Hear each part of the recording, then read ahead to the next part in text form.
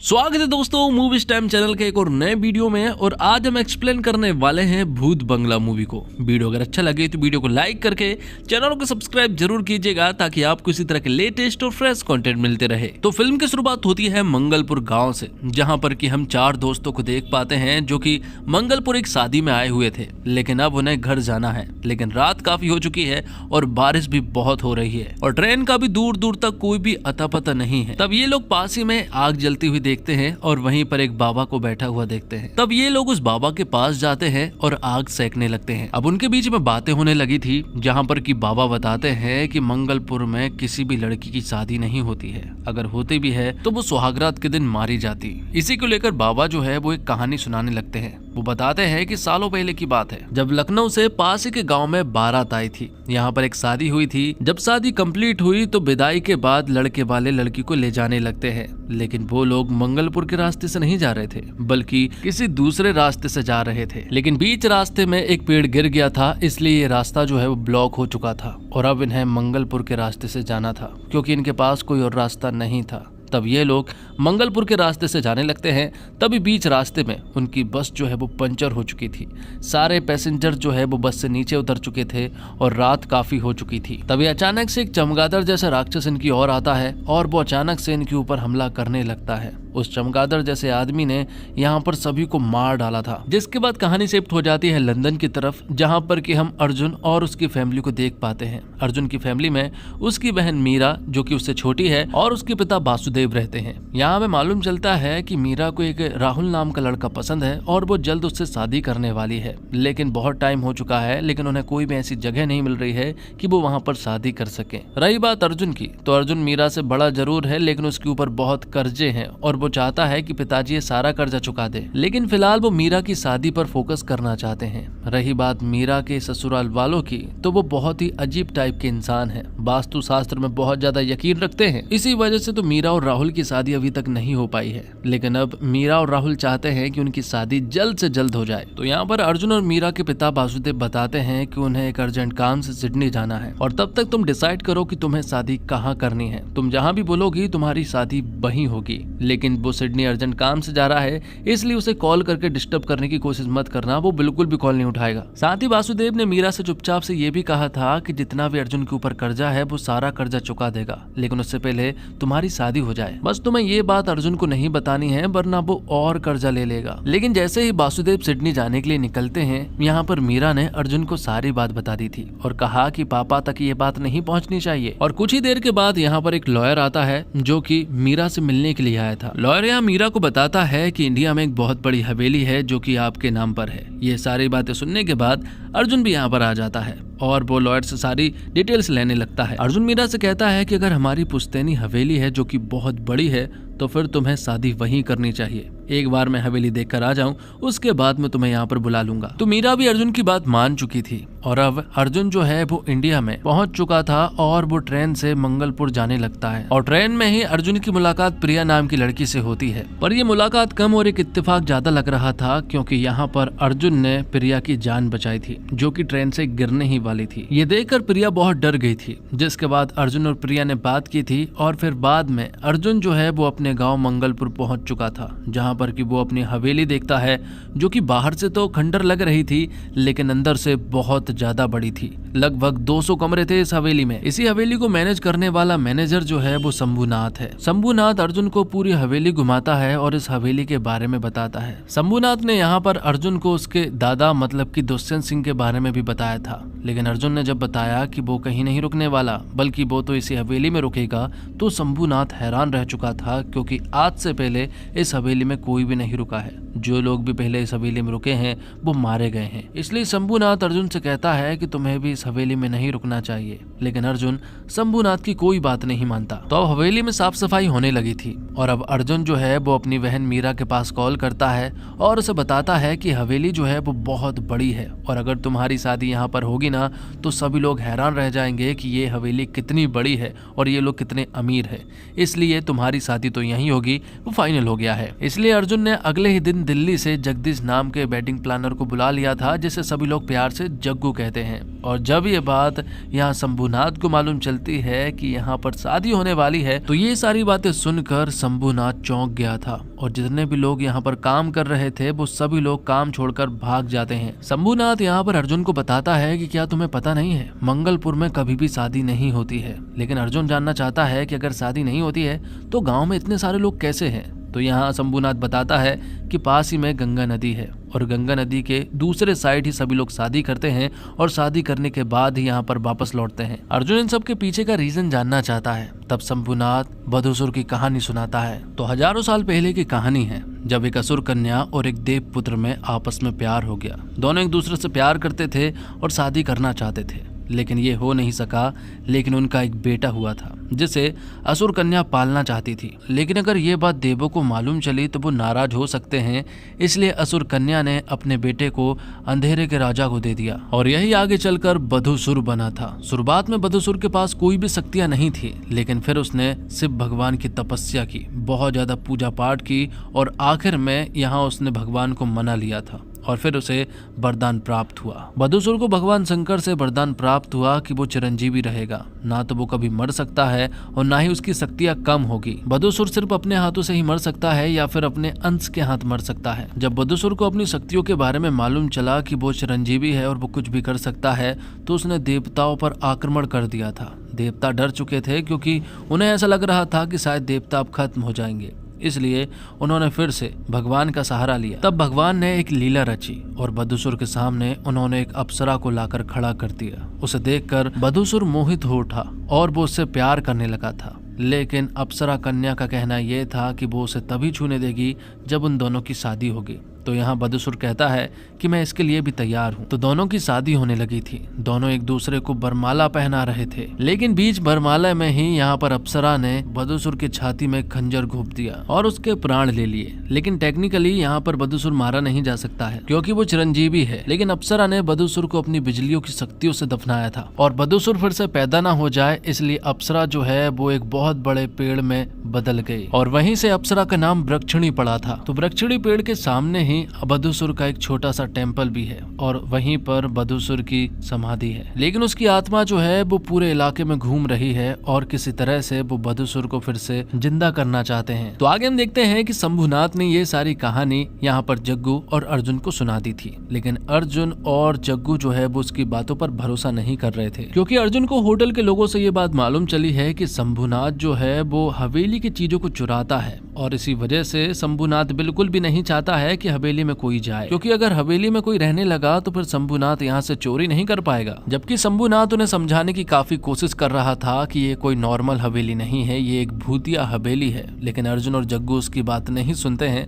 और शादी की तैयारी करने लगते हैं। साथ ही अर्जुन ने शंभुनाथ से ये भी कहा था कि अगर सारे मजदूर फिर से वापस नहीं लौटे तो मैं तुम्हें नौकरी से निकाल दूंगा और कोई भी पैसे नहीं दूंगा। इसलिए अब यहाँ पर शंभुनाथ को सारे मजदूरों को बुलाना पड़ता है ताकि यहाँ शंभुनाथ को पैसे मिल सके। जिसके बाद हम प्रिया को देखते हैं जो कि मंगलपुर के पास वाले थाने में जाती है और वहां जाकर वो अपने बहन के बारे में पूछती है। मालूम चलता है कि फिल्म की शुरुआत में जो बारात गई थी ना, उसमें से जो दुल्हन थी वो दरअसल में प्रिया की बहन थी। लेकिन बहुत सारे लोग मारे गए थे और तो और उसकी बहन का कोई भी अता पता नहीं है। वो जानना चाहती है कि आखिरकार उसकी बहन कहाँ है और पुलिस उसे खोज रही है या फिर नहीं। पर पुलिस वाले उसे साफ समझा देते हैं कि इसके बारे में किसी से भी बात ना करें, हम इन्वेस्टिगेशन कर रहे हैं। अब हवेली में रात को हम देखते हैं कि जग्गू को कुछ चीजें दिखाई दे रही थी, इसलिए वो अपने पास अर्जुन को बुलाता है। अर्जुन को भी कुछ आवाज तो सुनाई दे रही थी, लेकिन जब वो लोग दरवाजे के पास देखते हैं तो यहाँ पर कोई शख्स तो था और वो कोई और नहीं बल्कि जग्गू का भांजा था, जिसका नाम सुंदर है, लेकिन सभी लोग उसे बल्ली कहकर पुकारते हैं। तो हवेली में बल्ली का फर्स्ट इंप्रेशन बहुत ही खराब था, क्योंकि यहाँ पर बल्ली जो है वो अर्जुन को एक काम वाला समझ रहा था और अर्जुन को ये बात बिल्कुल भी पसंद नहीं आई थी और वो कहता है कि शुरुआत से ही मुझे तेरी शकल पसंद नहीं है। दोनों के बीच में यहाँ पर तू मैं हो रही थी, दोनों के बीच में बिल्कुल भी नहीं बन रही थी, क्योंकि यहाँ पर अर्जुन समझ गया था कि यह बल्ली जो है वो एक लड़की बाज है और पूरी तरह से ठरकी है, इसलिए इसे जल्द से जल्द काम कराओ और यहाँ से भगाओ। लेकिन यहाँ पर अर्जुन को कुछ गलतफहमी हो रही थी। अर्जुन को ऐसा लग रहा था कि बल्ली जो है वो यहीं पर काम करने वाली एक लड़की को छेड़ रहा है। इसी वजह से यहाँ पर अर्जुन जो है वो हमेशा बल्ली को मारता पीटता और यहाँ पर जग्गू से कहता रहता कि ये किसे लेकर आ गए, ये बंदा कोई भी काम का नहीं है, ये एक नंबर का ठरकी बाज है, यहाँ पर रिश्तेदार आने वाले हैं, उससे पहले इसे भगा देना। लेकिन जग्गू बताता है कि बल्ली को इतने आसानी से भगाया नहीं जा सकता क्योंकि वो एक इलेक्ट्रीशियन है और उसने हवेली के सारे तार जो है वो खोल दिए हैं। अब बल्ली को ही पता है कि कौन सा तार कहाँ पर लगेगा, इसलिए हमें बल्ली को तो यहाँ पर काम पर रखना ही पड़ेगा। तो अर्जुन यहाँ जग्गू से कहता है कि जैसे यहाँ पर काम होगा ना, इसे तुरंत ही भगा देना। यहाँ हम देखते हैं कि बल्ली अपना काम ठीक से करता तो है, लेकिन उसका ऊपर वाला माला जो है वो थोड़ा सा खाली है, इसलिए काम जो है वो हमेशा खराब होता रहता है। एक बार तो ऐसा हुआ था जब गलती से कुछ गलत तार लग जाने की वजह से गीजर का पानी जो है वो बहुत ही ज्यादा गर्म हो गया था। कमरे में शॉर्ट सर्किट भी होने लगी थी और जब यहाँ पर अर्जुन गीजर बंद करने के लिए गया तो यहाँ उसे एक खतरनाक टाइप का करंट लग गया था और यहाँ पर उसकी ऑलमोस्ट जान चली गई थी। लेकिन यहाँ सही समय पर प्रिया आ चुकी थी, उसने अर्जुन को सीपीआर दिया तो अर्जुन की जो सांसें बंद हो गई थी, सीपीआर की बदौलत अब उसकी सांसें फिर से चलने लगी थी। और अब प्रिया कहती है कि एक बार तुमने मेरी जान बचाई थी, आज मैंने तुम्हारी जान बचा दी। तो यहाँ उन दोनों के बीच में बातें होती है और अर्जुन उससे कहता है कि 13 तारीख को मेरी बहन की शादी है, इसलिए तुम यहाँ पर जरूर आना। पर प्रिया बताती है कि वो एक राइटर है और उसे कहानियां लिखना बहुत पसंद है और उसे किसी काम से सीतापुर जाना है, लेकिन वो शादी तक जरूर वापस आ जाएगी। अब रात को बल्ली जब सो रहा था तभी अचानक से उसे कोई आवाज सुनाई पड़ती है और तो और कोई उसे बार बार खींच रहा था। तभी हम देखते हैं कि एक चमगादड़ वाला आदमी जो है वो यहाँ पर बल्ली को पजेस कर लेता है और अब वो कहीं जाने लगा था। तो अर्जुन तुरंत ही जग्गू को उठाकर लाता है और कहता है कि देखो तुम्हारा भांजा कौन सी हरकत कर रहा है। जिसके बाद वो लोग बल्ली का पीछा करने लगते हैं। बल्ली जो है वो हवेली से निकलकर जंगल के रास्ते जाने लगा था और अर्जुन और जग्गू उसका पीछा कर रहे थे। यहाँ अर्जुन और जग्गू को समझ नहीं आ रहा था कि आखिरकार बल्ली जा कहाँ रहा है, बस वो तो उसका पीछा कर रहे थे। आखिर में बल्ली वहां जाकर रुका जहां पर की वृक्षिणी का बहुत बड़ा पेड़ है और बदुसुर का मंदिर है। वो वहां जाकर रुका और कहा कि हमारे राजा जो है वो यहीं पर रहते हैं। लेकिन जब अर्जुन उसे थप्पड़ मारता है तो उसे होश आ जाता है और यहाँ पर सारी चमगादड़ जो है वो इकट्ठा होना स्टार्ट हो जाती है और अब ऐसा लग रहा था कि जैसे कुछ अलग होने वाला है, ऐसा लग रहा था जैसे बदुसुर आने वाला है। तो ये लोग डर जाते हैं और यहाँ से भाग निकलते हैं। जब अगली सुबह होती है तो यहाँ पर बल्ली और अर्जुन तो सही सलामत हवेली आ चुके थे, लेकिन जग्गू नहीं आया था। मालूम चला है कि जग्गू जो है वो नाले में गिर गया था और उसे नाले से उठाकर लेकर आए हैं। और अर्जुन को जब से करंट लगा है ना, तब से उसे अजीब अजीब चीजें दिखाई देने लगी है। जैसे यहाँ उसे बहुत सारे लोग दिखाई तो देते हैं, लेकिन जो सिर्फ अर्जुन को ही दिखाई देते हैं, बाकी किसी को भी नहीं दिखाई देते। और कई बार गलतफहमी के चक्कर में यहाँ पर बल्ली की पिटाई भी हो जाती है। जिसके बाद अर्जुन जो है वो किसी काम से शहर गया हुआ था। वहीं उसकी मुलाकात फिर से प्रिया से होती है। वो उसे देखकर खुश हो गया और उसे कहा कि तुम यहाँ पर कब आई। प्रिया कहती है वो तो यहीं पर थी। उन दोनों के बीच में यहाँ पर बातें होती है और अर्जुन उससे कहता है कि तुमने यहाँ पर बदुसुर की कहानी सुनी है कि नहीं। यहाँ पर बदुसुर की कहानी बहुत फेमस है, अगर तुम राइटर हो तो उसके बारे में जरूर लिखना। उनके बीच में अच्छी खासी दोस्ती हो चुकी थी और अब वो लोग जंगल में घूमने के लिए जाते हैं, जहाँ पर कि अर्जुन जो है वो प्रिया को बदुसुर का मंदिर और वृक्षिणी का पेड़ बताता है। यहाँ पर वो दोनों काफी मस्ती कर रहे थे और तो और अर्जुन जो है वो अपने कैमरे से इन सारी चीजों को रिकॉर्ड भी कर रहा था। अर्जुन को तो प्रिया बहुत पसंद आ गई थी। अर्जुन तो प्रिया से शादी करना चाहता है, लेकिन प्रिया कहती है कि कहानी यहाँ पर ऐसी फैली हुई है कि जो भी यहाँ पर शादी करता है तो यहाँ पर दुल्हन को मार दिया जाता है। तो यहाँ अर्जुन कहता है देखो मैं मंगलपुर में अपनी ही बहन की शादी कर रहा हूँ, अगर उसकी शादी कंप्लीट हो जाए तो समझ जाना यहाँ पर कुछ भी नहीं है और फिर तुम मुझसे शादी कर लेना। बातों ही बातों में ये लोग बदुसुर के मंदिर के पास पहुँच जाते हैं, जहाँ पर पहुँचते ही अचानक से बहुत सारा अंधेरा आ जाता है और फिर यहाँ से इन्हें भागना पड़ता है। और तभी यहाँ पर हम बदुसुर को देख पाते हैं जो कि हूबहू अर्जुन की तरह दिख रहा था। अब घर पहुँचने के बाद अर्जुन जो है वो अपने पिताजी से बात करता है। पिताजी को मालूम चला है कि अर्जुन जो है वो इंडिया में मंगलपुर गया है, तो वो उसे बहुत चिल्लाते हैं और कहते हैं कि तुम्हें मुझसे एक बार पूछ लेना चाहिए था। लेकिन अर्जुन कहता है कि आपने कॉल ही नहीं उठाया और अब सब कुछ यहाँ पर कंप्लीट हो चुका है, इसलिए मीरा की शादी तो यहीं होगी। ये सारी बातें सुनने के बाद वासुदेव यहाँ अर्जुन से कहते हैं कि तुम बहुत बड़ी गलती कर रहे हो। शादी करने से पहले एक बार गुरुजी से मिलकर आओ, जो कि गंगा के उस पार रहते हैं। तब अर्जुन गुरुजी से मिलने के लिए गंगापुर जाता है और उनसे सारी चीजें पूछता है। गुरुजी बताते हैं कि वो हवेली दरअसल में स्थापित है और वहाँ किसी की भी शादी नहीं हो सकती है। दरअसल में पूरे मंगलपुर में शादी नहीं हो सकती है और उसका कारण वही हवेली है। फिलहाल तुम्हें उस हवेली के पूजा वाले रूम को खोलना है ताकि सब कुछ वो ठीक कर सके। उससे पहले मैं अपने एक आदमी को वहां भेजूंगा और वो सारी चीजें चेक करेगा कि हवेली में सब कुछ ठीक है या फिर शक्तियां बढ़ चुकी है। तब यहाँ गुरुजी का एक आदमी जो है वो हवेली में जाता है और जब वो पूजा वाले रूम में झांकने लगते हैं कि तभी एक शक्ति जो है वो गुरुजी के आदमी को लग जाती है और वो बहुत दूर जाकर गिरता है। ये देखकर वो डर गया था और वो कहता है कि यहाँ पर बहुत गहरी और बहुत ही खतरनाक शक्तियां हैं। वो कहता है गुरुजी बिल्कुल सही कह रहे थे, यहाँ पर बहुत ही अद्भुत शक्तियां हैं जिनसे लड़ना असंभव है, लेकिन उससे पहले मुझे आश्रम पहुंचना होगा और गुरुजी को ये सारी बातें बतानी पड़ेगी। लेकिन रात होते ही तुम्हें यहाँ पर बहुत सारे दिए जलाकर रखने होंगे। अगर दिए बुझ गए तो समझ लो बदसूर वापस आ जाएगा और वो तुम सबके ऊपर अटैक कर देगा और वो तुम्हें मार भी सकता है। साथ में वो ये भी कहता है कि शाम हो रही है, उससे पहले मुझे स्टेशन छोड़ दो ताकि मैं यहाँ से निकल सकूं। शाम होने के बाद तो मैं यहाँ से नहीं निकल सकता हूँ। तब ये सारी बातें सुनने के बाद अर्जुन जो है वो उसे अपनी कार से रेलवे स्टेशन छोड़ने के लिए जाता है। तभी बीच रास्ते में एक तूफान आ जाता है और इसी वजह से वो बीच रास्ते में ही अटक जाते हैं और अब यहाँ तूफान इतना बढ़ने लगा था कि ये कार से निकलकर छिपने लगे थे। लेकिन तभी यहाँ एक टीन उड़कर आती है और वो यहाँ पर उस आदमी का गला काट देती है। ये सारी चीजें देखने के बाद अर्जुन हैरान रह गया था और अब वो हवेली पहुंच चुका था। जो दिए जल रहे थे अब वो दिए बुझ चुके हैं और दिया बुझते ही यहाँ बदसूर की शक्ति आ जाती है और यहाँ पर अर्जुन जो है वो बदसूर को अपने सामने ही खड़ा हुआ पाता है और अब बदसूर अर्जुन के ऊपर अटैक कर देता है। क्योंकि अंधेरे में तो बदसूर की शक्तियां बहुत ही ज्यादा तेज होती हैं, उनसे लड़ना असंभव है और अर्जुन के पास ऐसी कोई भी रोशनी नहीं है कि वो बच सके। लेकिन अर्जुन के पास कार थी और वो कार में जाकर बैठ जाता है क्योंकि वहां पर लाइट थी और रात भर वो कार में ही बिताता है। अगली सुबह जब हुई तो उसे तो भरोसा नहीं हो रहा था कि रात को क्या क्या हो गया। उसके पास जग्गू आता है और वो कहता है कि मुझे ऐसा लगता है कि इस घर में कुछ ना कुछ तो है।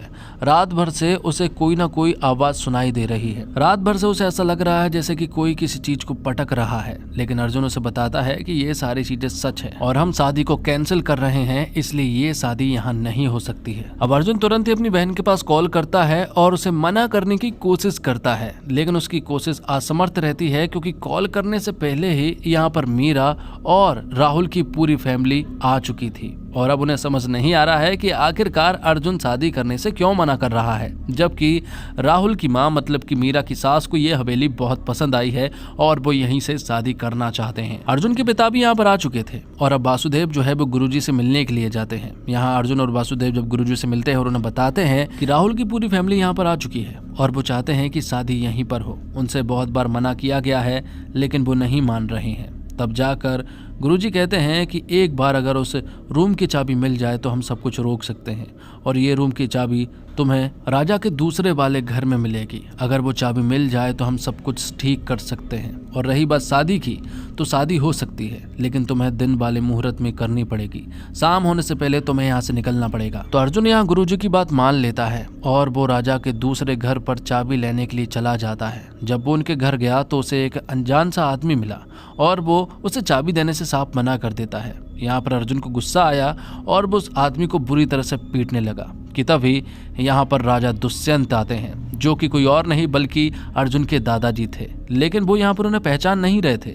उनकी बड़ी बड़ी दाढ़ी थी और उनके हाथ में गन थी। वो यहाँ पर गन दिखाते हुए कहते हैं कि मुझे मेरे बेटे के लिए सब कुछ करना है, मैं उसे बचाने के लिए कुछ भी कर सकता हूँ, इसलिए आगे बढ़ने की कोशिश मत करना।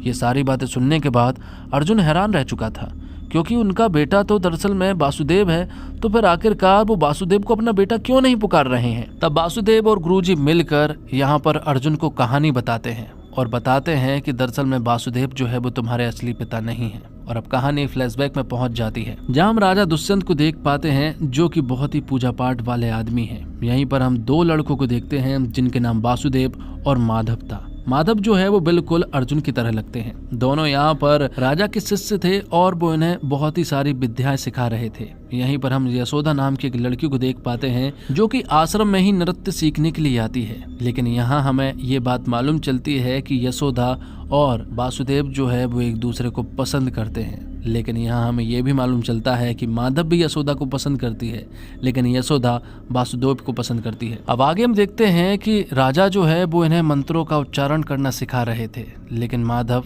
गलत उच्चारण कर रहा था। गलत मंत्रों का उच्चारण करने से क्या हो सकता है राजा उन्हें बताता है। वो उन्हें एक छोटे से कमरे में ले जाता है जहाँ पर की एक आधुनिक मशीन लगी हुई थी। वो बताते हैं कि ये मशीन जो है वो हजारों सालों से बदुसुर को रोके हुए है। बदुसुर के बारे में तो इन सभी लोगों को बहुत अच्छे से मालूम है, लेकिन उन्हें ये नहीं पता होगा कि बदुसुर फिर से जाग सकता है। पहले भी बदुसुर को जगाने की कई लोगों ने कोशिश की है। गलत मंत्रों से ही बदुसुर जागने लगता है और इसी वजह से हमें ये आधुनिक मशीन बनानी पड़ी। शाम होते ही हम इस मशीन को ऑन कर देते हैं, जिससे कि मंत्रों के जाप होना स्टार्ट हो जाते हैं और ये सारे मंत्र जो है वो बदुसुर के मंदिर तक पहुंचते हैं। और रात भर बदुसुर कुछ नहीं कर पाता है, क्योंकि रात को ही उनकी शक्तियां पैदा होती है, क्योंकि जो भी बदुसुर को जगाएगा उसकी सारी मनोकामना पूरी हो जाएगी। आगे हम देखते हैं कि हर नवरात्रि पर एक प्ले किया जाता है जहाँ पर कि वृक्षणी ने बदुसुर को कैसे मारा ये बताया जाता है। वृक्षणी जो है वो यशोदा बनती है और बदुसुर जो है वो यहाँ पर माधव बनता है। दोनों यहाँ पर बहुत ही अच्छी परफॉर्मेंस देते हैं, लेकिन आखिर में हम देखते हैं यशोदा यहाँ गिरते गिरते बचती है और यहाँ उसे दरअसल में वासुदेव ने बचाया था। और अब यहाँ पर राजा कहते हैं कि हमारे आश्रम में यशोदा और वासुदेव एक दूसरे से प्यार करते हैं और मैं उनकी शादी की घोषणा करता। ये सुनने के बाद माधव को बहुत बुरा लगा, उसका दिल टूट गया, क्योंकि वो यशोदा से प्यार करता है, वो उसे पाने के लिए कुछ भी कर सकता है। तब वो उस कमरे में जाता है जहाँ पर कि उसने उस आधुनिक मशीन को तोड़ा और वहाँ पर गलत मंत्र उच्चारण करने लगा। जब राजा उस कमरे में गया और जब उसने अपने बेटे माधव को देखा तो वो हैरान रह चुका था, क्योंकि उसके अंदर उसे बदुसुर दिख रहा था। तो यहाँ पर माधव राजा से कहता है कि अगर कोई नहीं मानेगा तो बदुसुर मानेगा और वो मेरी मनोकामना पूरी कराएगा, क्योंकि मैं यशोदा से प्यार करता हूँ और उससे शादी करना चाहता हूँ। राजा कहता है इतनी सी बात है, तुम बदुसुर को मत जगाओ, मैं यशोदा की शादी तुमसे ही कराऊंगा। तो आगे हम देखते हैं कि वासुदेव और माधव की शिक्षा खत्म हो चुकी थी और अब गुरु दक्षिणा की बारी थी। गुरु दक्षिणा में यहाँ पर राजा ने वासुदेव से यशोदा मांग ली और कहा कि उससे हमेशा दूर रहो, क्योंकि मैं यशोदा की शादी माधव से कराना चाहता हूँ। वासुदेव भी यहाँ पर गुरुजी मतलब कि राजा की बात मान गया, क्योंकि वो उन्हें अपना गुरुजी मानता है। और फिर ना चाहते हुए भी वासुदेव को यशोदा से दूर होना पड़ा। वासुदेव ने यशोदा से कहा कि मुझे तुमसे शादी से कोई मतलब नहीं है, मैं तो तुम्हारे शरीर का इस्तेमाल करना चाहता हूँ। ये सुनकर यशोदा को बहुत बुरा लगा और अब वो बहुत रोने लगी थी। तब राजा उसके पास गया और कहा कि अगर ये बात घर वालों को मालूम चली कि तुम्हारी शादी टूट गई है तो तुम कहीं की नहीं रह जाओगी, इसलिए तुम माधव से शादी कर लो। और ये बात सुनकर यशोदा भी मान जाती है, क्योंकि वो पूरी तरह से टूट चुकी थी, इसलिए वो मान गई थी। जब उन दोनों की शादी हुई और जब उन दोनों की सुहागरात हुई, तभी अचानक से यशोदा ने देखा कि रात को माधव जो है वो उसके कमरे में नहीं है। माधव फिर से उसी आधुनिक मशीन वाले रूम में चला गया था जहाँ पर कि वो बदुसुर को जगाने की कोशिश कर रहा था।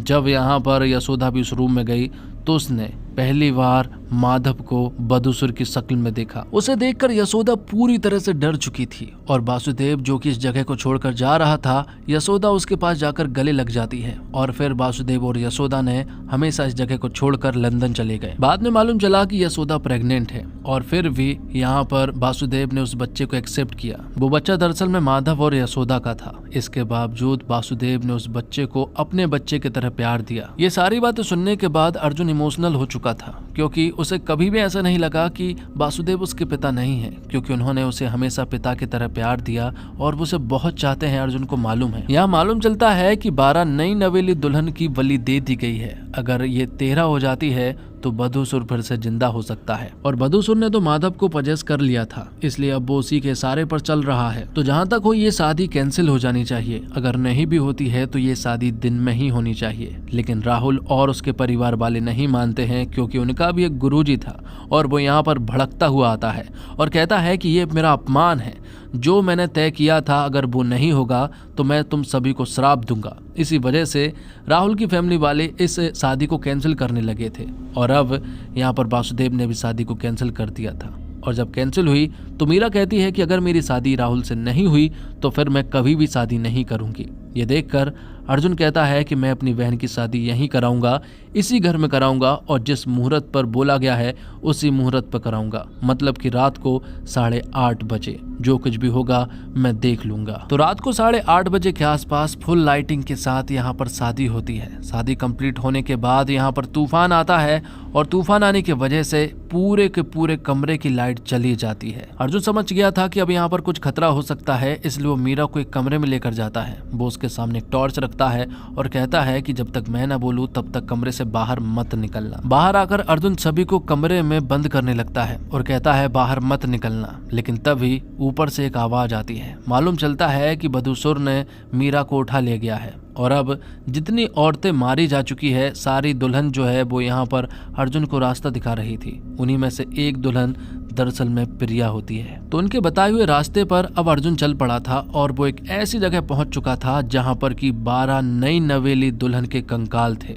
और अब 13वीं औरत जो है वो यहाँ पर मीरा होने वाली थी। और अगर मीरा की बलि दे दी जाती है तो यहाँ पर बदसूर जो है वो फिर से जाग जाएगा। और इन सारी क्रियाओं को दरअसल में राजा दुष्यंत करवा रहे थे, जो कि अपने बेटे को श्राप से मुक्त कराना चाहते हैं। अर्जुन यहाँ पर पहुंच चुका था और जब यहाँ मीरा को मारा जाने वाला था उससे पहले ही अर्जुन बदसूर पर अटैक कर देता है। यहाँ पर अर्जुन और माधव के बीच में जोरदार लड़ाई होती है और यहाँ माधव के पास तो बहुत सारी असीम शक्तियां थी, इसलिए वो यहाँ पर अर्जुन को बुरी तरह से पीट रहा था। लेकिन आखिर में वृक्षणी जो है वो अर्जुन को बिजली की शक्तियां दे देती है, जिस वजह से अर्जुन जो है वो माधव से लड़ाई करता है और उसे जान से मार देता है। आखिर में उसने दुष्यंत को भी मार दिया था और अब यहाँ पर बदसूर जिंदा नहीं हो पाता है। लेकिन उससे पहले इस पूरे के पूरे मंदिर का तहस नहस हो जाता है। यहाँ पर पूरा मंदिर जो है वो टूटने लगा था, लेकिन सही समय पर अर्जुन और मीरा जो है वो बाहर निकल चुके थे। अर्जुन ने अपनी मीरा को बचा लिया था। वो मीरा से कहता है कि यहाँ पर जो कुछ भी हुआ